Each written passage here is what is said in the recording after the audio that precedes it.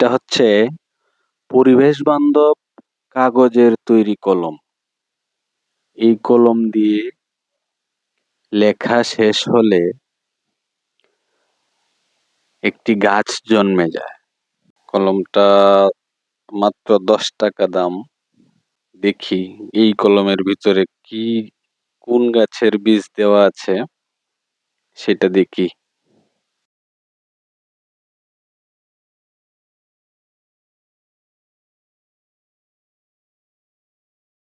এই যে পাইলাম, এটা ছোট্ট একটা বীজ, মরিচের চারার বীজ।